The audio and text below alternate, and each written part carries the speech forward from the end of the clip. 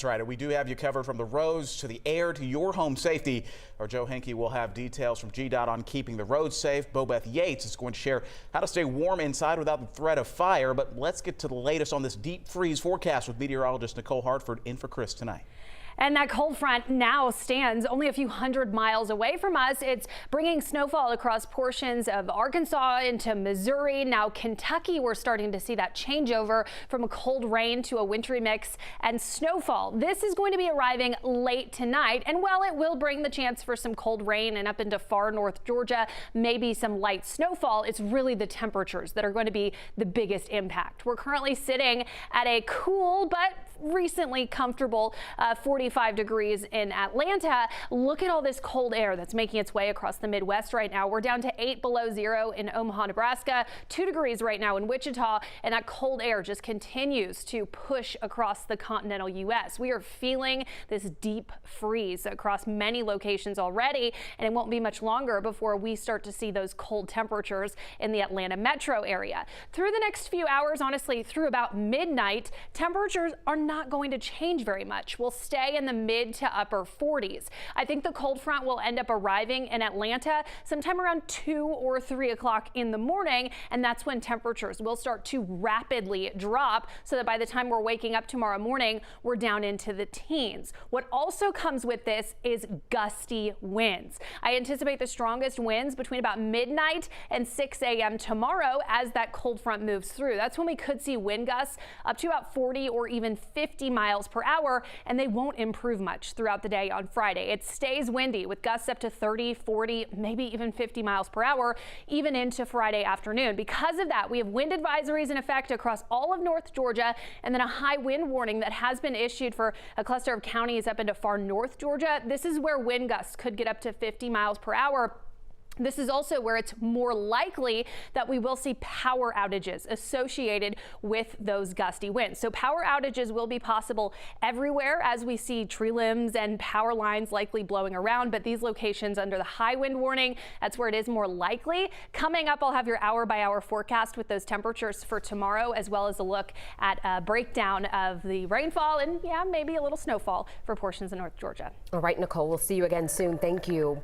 Right now, GDOT crews are driving every state highway and every state interstate from Macon all the way up to the North Georgia border.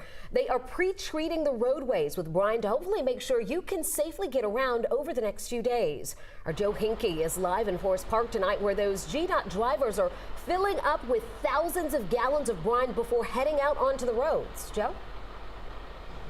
Well, Jennifer, that's right. And this truck behind me here just actually filled up each one of these blue tanks, 2,600 gallons of brine in each one of those. And GDOT's primary focus right now is to pre-treat all of the roadways and interstates, as you mentioned, with a layer of brine. I'm told the reason they use brine is because they can get an even coating with that liquid. It can actually seep into the road. Salt, sometimes you won't get that even layer. It'll bounce around and you can still get ice in places. This truck here is going to take off in a second and put down that layer, and then they'll make even another pass later tonight.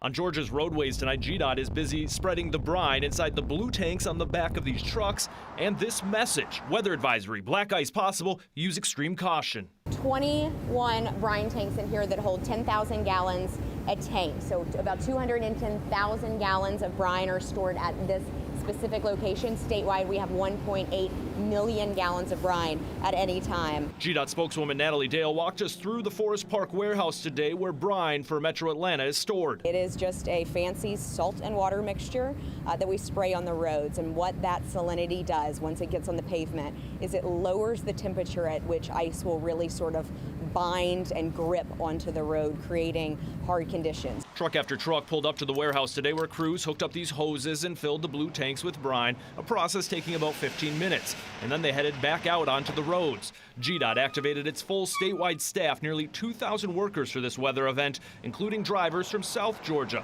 on hand to help in the Atlanta Metro and North Georgia. In total, GDOT is pre-treating 21,000 lane miles. That is every lane of all state routes and interstates from Macon north. Our crews don't do one lap around 285. They have to do a lap for every lane. So they have to get every lane on 285 sprayed, every lane on 75 sprayed. So there's a lot of ground, no pun intended, that has to be covered. No matter how much brine GDOT puts down, though, they believe there still will be ice in places. I mean, at these temperatures, it's unavoidable. So drivers are being asked to use extreme caution. And unlike snow or other types of winter precipitation, you won't be able to see this ice. And so that's what makes this a very dangerous travel situation.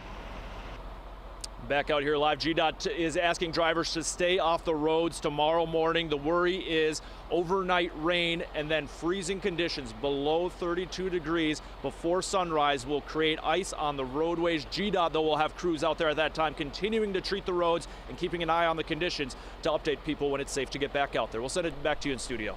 Yeah, Joe, especially those side roads can get black ice pretty quickly. Thanks for that report.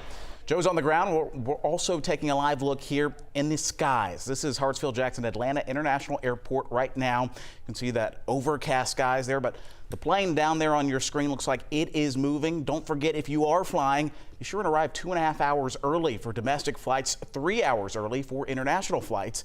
Double check TSA rules for flying with holiday items as well. Remember to not wrap your gifts. Don't forget to leave any firearms you have at home. The TSA will confiscate those. Tonight, as the frigid temperatures quickly approach, there are concerns about how to safely heat your home. New numbers tonight show more than 900 folks have been killed in winter fires this year across the country. Our Bobeth Yates continues our team coverage tonight live tonight with tips from fire officials on how to stay warm and safe this holiday season. Bobeth?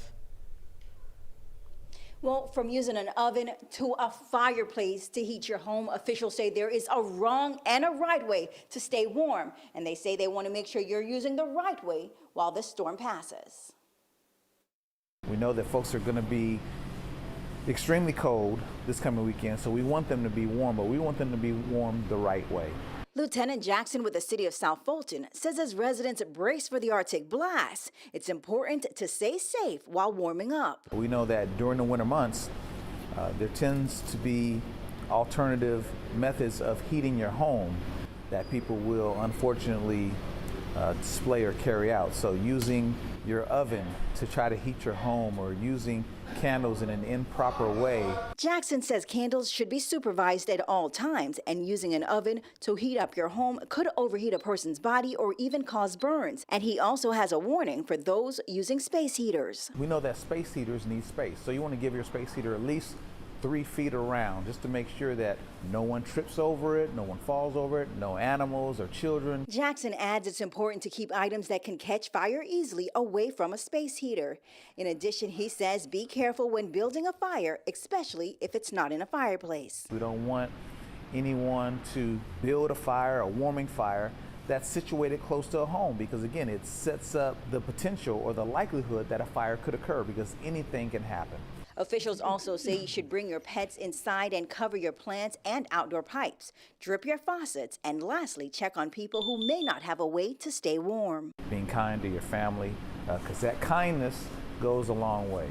And that, coupled with fire safety, will make a great holiday season. Now, coming up at 6, we have more tips for how to stay warm and safe, including what items you should have in your home to make sure you're protected. Sending it back to you in the studio.